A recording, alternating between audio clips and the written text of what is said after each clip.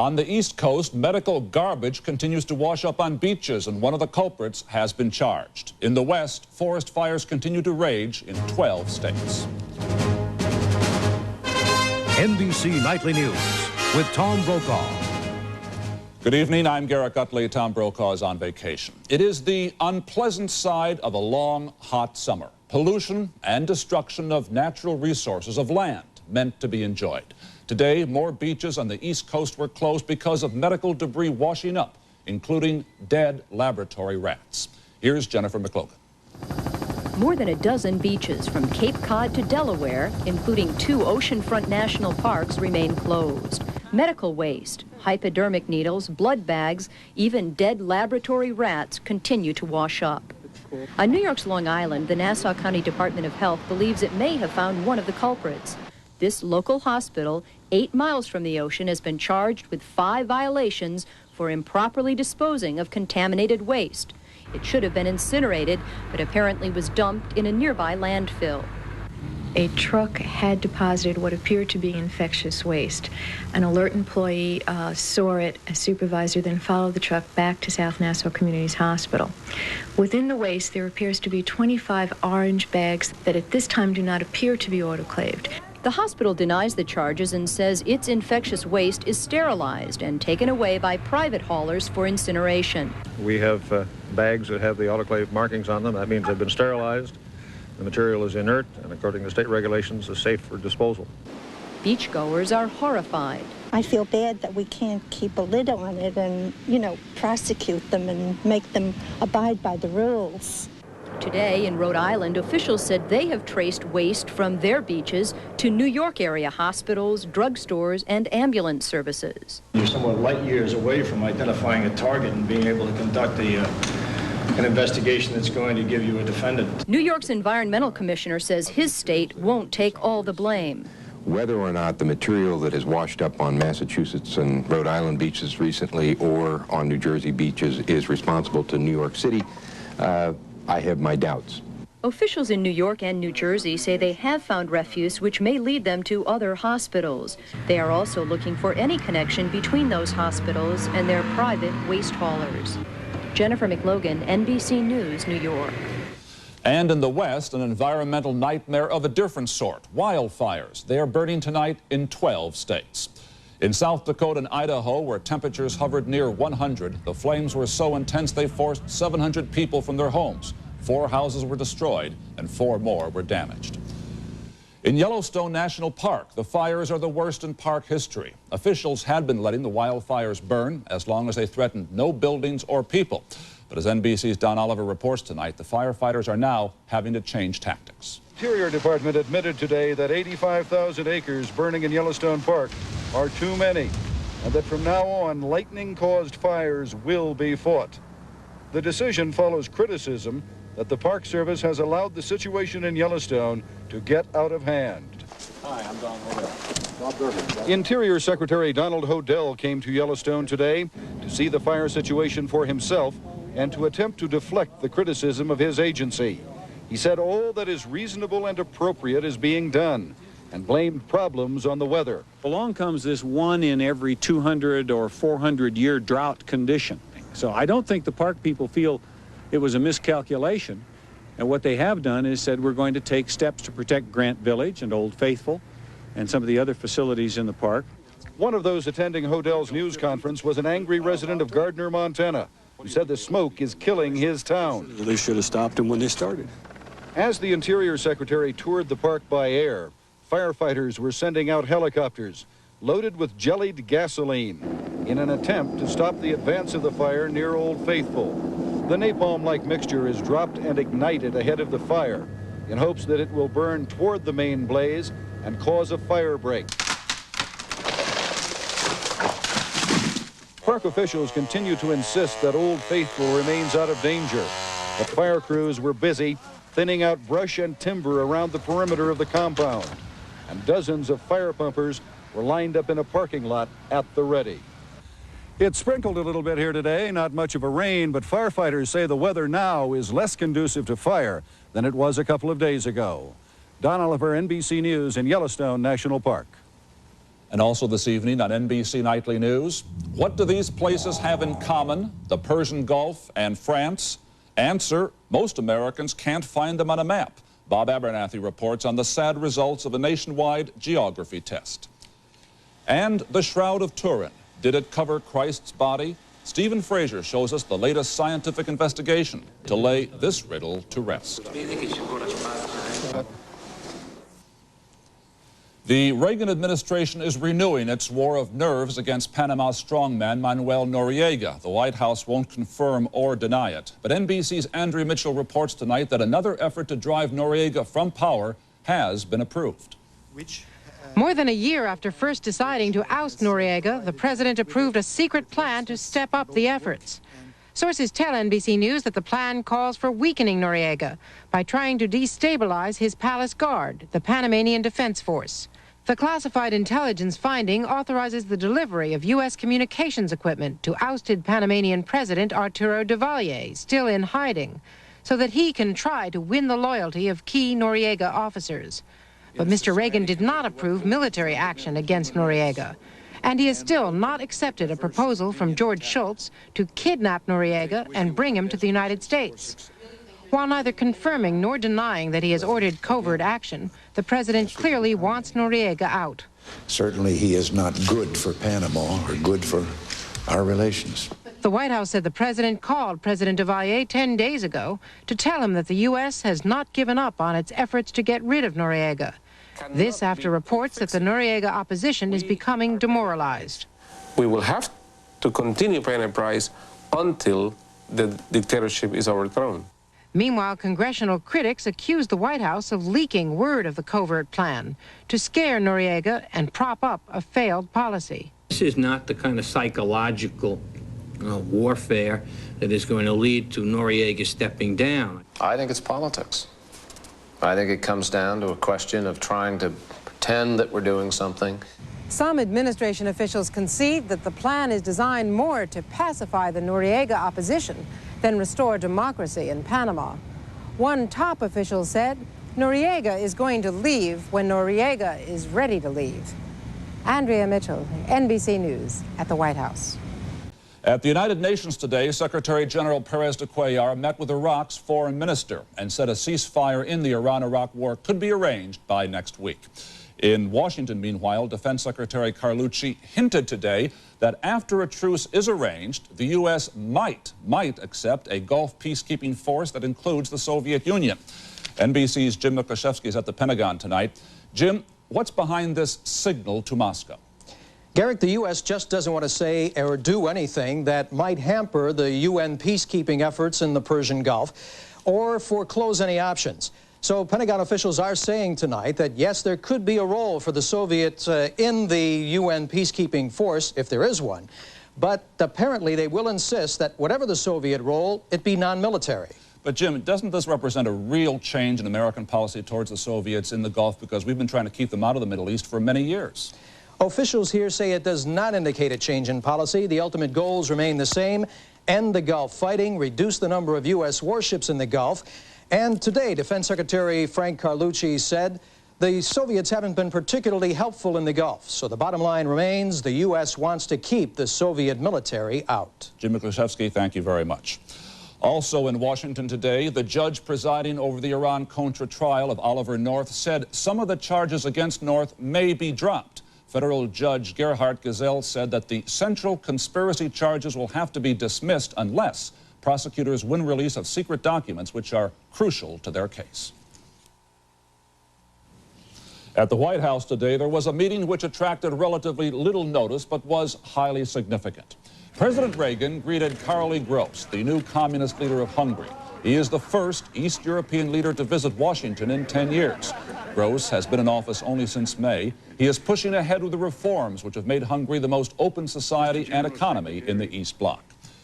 Mikhail Gorbachev has called Hungary a model of reform, but there is a danger. Economic crisis creates political pressures which could weaken communist control. Hungary is an example, a preview of what could happen one day in the Soviet Union. Peter Kent reports from Budapest. Chanting, "We want democracy," these Hungarians aren't impressed by the wide-ranging reforms promised by their communist leaders this summer. The only solution to the present crisis is to reduce the power of the Communist Party and have more democracy. The demand for democracy is political, but the crisis they protest has economic roots. The molten fury of the steel factory, once the very symbol of Marxism, today better symbolizes Hungary's $18 billion debt, the largest per capita debt in Eastern Europe.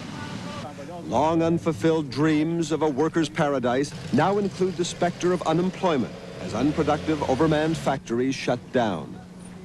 And the gap between wages and prices widens almost daily, with inflation approaching 20% a year. Hungarian communists are counting on Károly Gross to rescue them by getting the country out of the mess. They dumped János Kádár in May in favor of someone who sounds, at least, like the man who made reform respectable for the East Bloc. But Central Committee planners predict the first positive results will only appear in 5 to 7 years. Many Hungarians, like writer Miklós Vámos, say that's not fast enough. That people are not tolerant enough for such a long term. That is why I would call that dangerous. It's too early to predict just what the impatience may lead to. The government has allowed some unprecedented political freedoms in recent months, like this rally, the biggest demonstration in 3 decades, to protest the treatment of ethnic Hungarians in Romania. But when only a few thousand people marched through downtown Budapest demanding greater political freedom from their own government, the police broke things up with tear gas, truncheons, and handcuffs. Prime Minister Gross supported the strong-arm police tactics, which proves, his critics say, he will not tolerate meaningful criticism of the Communist Party. The reformers Gross brought into the Politburo aren't passing judgment yet. This was an example of the current confusion in which neither the state nor its citizens knew how far they could go. The limits, the rules of conduct, have yet to be worked out. Everyone remembers what happened when things got out of hand here in the 50s and the Red Army blasted into Hungary to reinforce the communist state. There are still more than 60,000 Soviet troops in Hungary, but these Hungarian soldiers are increasingly assuming their Cold War duties. I fully support the reforms, but the first responsibility of the army is to be prepared to protect the country from any threat. More than a few old communists fear the party will be eventually threatened by the current reform program. That once begun, democratization will be hard, if not impossible, to stop. But while Károly Gross tries to put new life into the old socialist anthem, the Internationale, the demonstrators defiantly prefer the Hungarian national anthem. Reminder to their countrymen and the world that while reforms may be on the way, this is still essentially a police state. Peter Kent, NBC News, Budapest.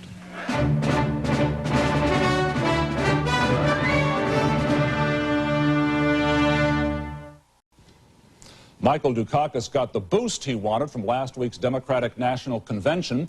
A new NBC News Wall Street Journal poll conducted right after the convention shows Dukakis leading George Bush by 50 to 32%, an 18-point margin. A big part of this lead comes from women. They now favor Dukakis by 30 points, 54 to 24%. And among Democrats who say they voted for President Reagan 4 years ago, a key point, 2/3 of these voters now support Michael Dukakis. And as for Dukakis' running mate Lloyd Bentsen, our poll of almost 1,800 registered voters found that half have not yet formed an opinion of him. George Bush has not picked his running mate yet and said today he will not make an announcement until he is formally nominated for the presidency next month. But in his commentary tonight, John Chancellor has a suggestion for George Bush. John? Garrick. Word is out, as Garrick has said, that Mr. Bush is getting down to the final business of picking his running mate. Will Senator Alan K. Simpson be on the short list? You remember Alan Simpson. He's the senator from Wyoming who tore into the White House press when it was pestering President Reagan about the Iran-Contra scandals. Simpson, in a memorable phrase, said, "You're asking him things because you know he's off balance. You'd like to stick it in his gazoo." Vintage Simpson, and one of the reasons why Alan Simpson might be a good choice to be Bush's running mate. He's not famous. Wyoming has only 3 electoral votes, but he's smart, funny, irreverent, and tough. George Bush is his close friend. Simpson is a solid conservative, a savvy and experienced politician. He would help the Republicans win some mountain and western states. He'd be terrific in a debate with Lloyd Benson, the Democratic candidate for Veep. Alan Simpson is in many ways what George Bush isn't. He has solid roots. Bush comes from different parts of the country. He is always self-assured, while Bush is sometimes hesitant. Bush has been accused of being a wimp, an unfair charge in my view, but Simpson's rough-hewn image would offset that. And how can you dislike a man who says, stick it in your gazoo? If the Republicans want a fresh mountain breeze after 8 years of the same old faces, they could do a lot worse than Alan K. Simpson of Cody, Wyoming, 6 feet 7 inches tall, full of fun and intelligence. Which is commentary tonight, Garrick, about someone who is taller than you are. I didn't think it was possible, John. Thank you. Some health news now. Surgeon General C. Everett Koop made an urgent new appeal today for Americans to eat less fatty foods. He said that of the 2 million Americans who died last year, almost 3/4 were due to diseases associated with diet, such as stroke, heart disease, and some cancers. He recommended that people eat more fruits, vegetables, and whole grains. Now, here is a question that we ask in all sincerity, perhaps we should say humility. Where is the United States? The answer may seem elementary, but as NBC's Bob Abernathy reports tonight, a new survey about geography found that some Americans don't even know where they live. 3 out of 4 Americans in the survey could not locate the Persian Gulf on a map. Most couldn't find Britain, France, or Japan, and some couldn't locate the United States.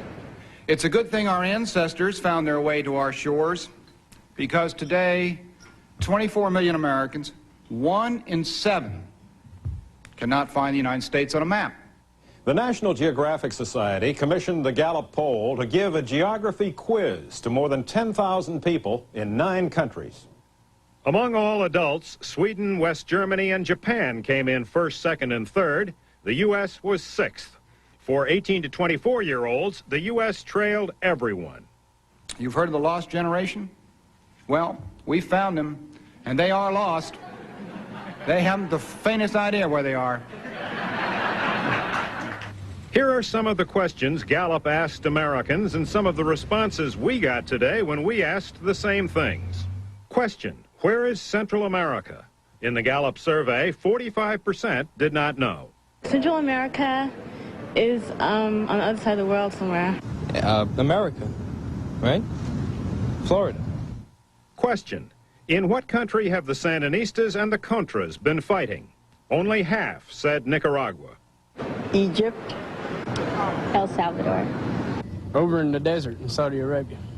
Question: what's the population of the United States? 57% couldn't come close to the answer, 242 million. I'd say 1.5 million people. 3 billion. I have no idea. To Secretary of Education William Bennett, America's geographic ignorance came as no surprise. One of the main reasons that a lot of our students do not know geography is we don't teach geography. There's a simple solution to this problem, which is teach it. Teach it to students and a lot of the rest of us, too. Bob Abernathy, NBC News, Washington. And a personnel note now. NBC announced today that Lawrence K. Grossman is stepping down as president of NBC News after 4 years at the helm. NBC President Robert C. Wright said Grossman will be succeeded by Michael G. Gartner. Gartner is a veteran journalist and past president of the American Society of Newspaper Editors. He starts on the job on Monday.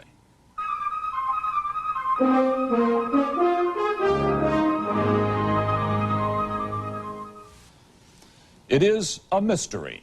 The Shroud of Turin, a piece of cloth some claim or want to believe covered the body of Christ after the crucifixion. But did it? Speculation is now giving way finally to scientific investigation. The results should show whether the shroud is genuine or a forgery, albeit a very old one. Stephen Frazier this evening shows us the puzzle and the people who are trying to solve it. This was the moment scientists sought for a decade, but which many feared the church would never permit. The Holy Shroud of Turin unfolded and pieces cut from the cloth. a process which damaged the shroud, but which will eventually show how old it is. Is it old enough to be the burial shroud of Jesus Christ, or is it more recent, a forgery by a medieval artist? If it turns out to be medieval, well, some people may like to know how it was done, and it is very much a mystery how it was done. If it turns out to be from the 1st century or thereabouts, the shroud then becomes much more important.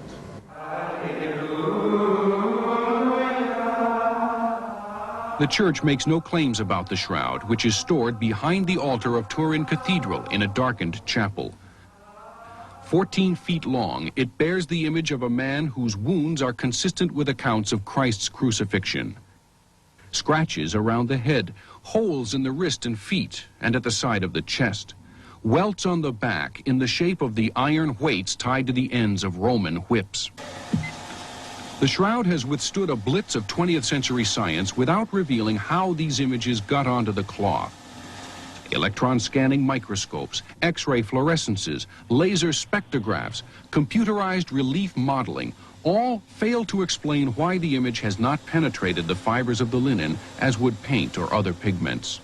We have an object, we cannot understand how it was formed, but it exists. Something it should not be, and it is. The tests that begin today don't even attempt to explain that. Instead, they'll provide a date that is accurate to within 80 years. Announcement of the results is expected in October. But among believers, especially those who come here to Turin to see where the shroud is kept, there's no sense that carbon dating the shroud will bring its moment of truth. No confidence in the ability of scientists to prove religion. Here, it's the mystery that's treasured, all the more so for its ability to vex men of learning and men of faith. Stephen Frazier, NBC News, Turin. And that's the news on this Wednesday evening. I'm Garrick Utley. Good night for NBC News.